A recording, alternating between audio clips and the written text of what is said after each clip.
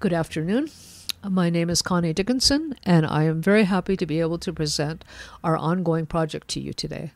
The project is mainly concerned with adapting documentation materials for the community and the schools. Our program can be divided into three basic areas: creating materials for the bilingual schools, investigation and documentation of Indigenous ecological knowledge and culture, and finding ways to make the documentation materials easily accessible to the community. Let's talk about the schools. Despite the fact that bilingual schools in Ecuador were first established over 30 years ago, most of the schools have little or no bilingual material, and most classes are taught in Spanish. The situation is complex. The core problem, of course, is lack of resources, mainly funding, materials, and trained teachers. But there are also social and political reasons for this lack of bilingual materials in classes. We don't presume to address all the problems that beset the bilingual schools, and we're certainly not going to tell the schools what or how they should teach, but we can work with the teachers to create materials that will hopefully provide useful resources for the educators. We are able to work closely with the schools at this time thanks to the support of Romulo Antun, the Secretaria de Educación Bilingue. With these goals in mind, in the past year we have distributed over 4,000 copies of 25 different talking books for 3 different communities. The first, and the community for which we have the most documentation material, is Safiki. Safiki is spoken in the western lowlands of Ecuador by approximately 3,000 people. The members of Pikitsa, the organization we work with, began documenting their language and culture over 40 years ago. So we have a huge amount of material for Safiki. And so far we've been able to create 4 beginning reader books and 10 traditional stories. All the stories have been illustrated by the Sachi graphic artist Milton Calasacon. For the Chuar and the Wow, we've also created 4 beginning reader books.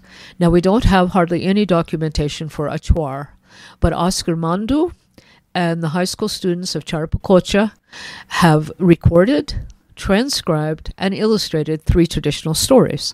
So they now have 3 traditional storybooks. We've just began working with Wow Torero, but we already have 4 beginning reader books, and we're just about finished with the first traditional story. In addition, we have worked with the Shuar, the Yine of Peru, Andu, which is a language that is no longer spoken, Lowland Quichua, and other groups are requesting our aid. Our ability to do that will depend on funding and whether I want to sleep next year. We produce 2 categories of books: beginning reader books and books for the older students and adults. Most of these cultures do not have children's stories. Their traditional stories are like our Bible stories and are created for everyone, not just children. So we work closely with the bilingual teachers who request certain themes. We then adapt books from English and Spanish. We change the vegetation, the animals, the appearance of the humans, and often change the storyline so it is culturally appropriate. All the books are written only in the heritage language. We do this because most of the children and adults are more accustomed to reading Spanish than their own language. If we provide the Spanish, they will probably just read the Spanish. And I think when everything is always presented in Spanish, it sends a subtle message that Spanish is the more important language. We do have translations in English and Spanish for those who might need them. All the books have 2 QR codes. One code can be used with any phone that has an internet connection. The other QR code only works with phones we have formatted and can function without the internet. For this, we buy cheap used phones. After scanning the code, the user can listen and read along at the same time. All the books are laminated. It's a bit irritating. We spent hours creating these books, editing them, making sure the orthography is consistent, creating illustrations. But when we hand them to the teachers, their primary comment is, "You can clean it! You can clean it!" We don't yet know how effective or useful these books will be, and we won't know for another year or 2. The primary results are quite encouraging. The communities really welcome these materials. Some of the teachers almost cry because they finally have books. And the students look like ants descending on sugar. They really like these books. Now, I don't know if that initial enthusiasm is going to last or not. We won't know for another year or 2, but at least initially it looks good. We've also created cards, posters, and games with QR codes. For all the languages, for the preschool students, we've created cards concerning body parts and animals. The animal cards, when you scan the QR code, you hear the name of the animal and the vocalization of the animal. And we've also done this with the alphabet that is based on animals. Now with Safigi, we've created 2 games. One game based for very young children based on colors. It's a memory match game. And we've also created a memory match game for numeral classifiers. Safigi has numeral classifiers, and this system is quickly disappearing. So we feel like this game is important. Now for the Achuar and the Wow, we've also created 2 additional games. One is based on animal identification. We call it Who Am I? And another one based on animal tracks. Our second project concerns research using existing materials, as well as new investigations concerning indigenous scientific knowledge and culture.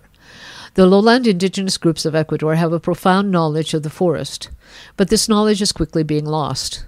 In this program, high school students and interested adults investigate their own culture and then present the results in the program LexiPro. In some schools, this will be a requirement of graduation.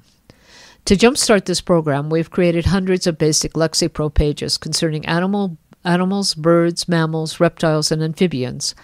These pages just contain basic information to positively identify the animal. It's the responsibility of the speakers to investigate and provide further information about the behavior, ecology, and cultural significance of the animal. I'm going to show you an example here because we found this document very useful for the identification of animals. We have templates for both the Upper Amazon region and the coastal Choclo area, which we would be happy to share if anyone is interested in using these materials. As you can see, this is just a standard LexiPro page. We start out with an illustration, and then of course up here, if you click on the chu, you can hear the word in Achuar. Chu. Chu. And then if you go down here, what you can see is the grammatical class of the word, a definition in Achuar, a definition in Spanish, English, and then down here, if you click on these, you can hear the vocalization of the animal. And as you can see here, the Shuar have already begun to indicate what each call means. When you're walking in the forest, it's important to know what the calls mean. And then we have several pictures of the animal down here. We have distribution. And then down here, the Shuar have begun to add their knowledge, their information about the animal. We also have a categories tab. And here, these are the animals that the Shuar eat, and these are the animals they don't eat. You can also look in English, and we have names as well as behavior. Here is a list of all the carnivores. Okay, and we also have the scientific names, so you can search for them by their scientific name. Okay, and here you can see we have this. Now, we have some 167 mammals that have been done here. We also have birds. Here you can see what we've done with the birds, which is basically the same. If you look here, you can hear the word in Achuar. Amunti. And we have a definition in Achuar, the Spanish, the English, the vocalization of the animal, and all the same information, basically, with the mammals. But it's the responsibility of the speakers to investigate, collect the information, and add it to these web pages.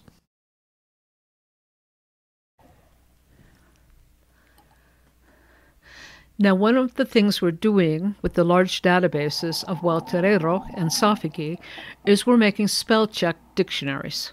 It's very easy to do. You just make a custom dictionary in Word, load your data into Word, and add the words to the dictionary.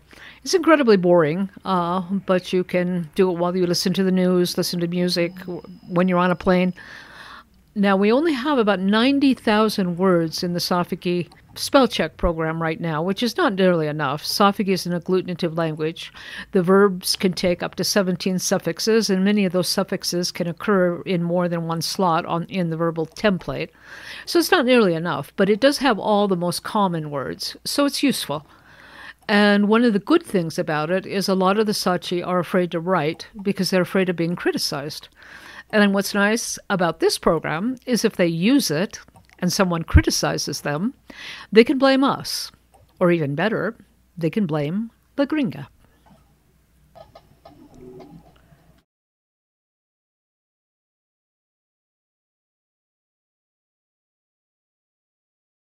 Okay, just really briefly, I'm going to show you another thing you can do if you have a lot of documentation. We have a 3 million word searchable Safiki database, which we're now using to create a comprehensive, basically learner's dictionary with lots of examples. Because we have such a large database, we are able to do searches for the word. We're able to look at the different connotations of the word, different meanings, and we're able to show how it's used. We're able to get lots of examples. It's often very hard to translate from these languages into Spanish or English, but if you have a lot of examples, the user can get an idea of what the word means by looking at the examples. Here we have one. Now, bare is a coverb. Coverbs are the largest class of words in Safiki. They basically are not verbs, they're not nouns, they're not adjectives, they're not adverbs. They combine with nominal classifiers to form nouns or adjectives, and they form with one of 34 verbs to make a verb. This is Lexipro, so you can listen to it. Bare. You can also listen to a lot of the examples. Okay. If it occurs with a verb like ino, it means to stretch. And here you have a jaguar walking down the path stretching. Here it means short. Here it means long. Here it means to stretch something. If it occurs with a locative, it means far away, as here. Okay, here if it combines with a nominalizing suffix n, well, actually it's nasalization, it forms an adjective. If it occurs with tala, it indicates stripes, vertical stripes. And if it occurs with to, earth, it means far away, distant lands. Now, we're still editing this dictionary. Right now, it's a root dictionary, so we have about 4,000 roots. Each root has maybe 5 words on average underneath it. So we've got a dictionary now of about 20,000 words. We're editing the Spanish now, and I'm not going to talk too much about it because hopefully in a few months I'll be able to show you something that's completely edited and ready to go.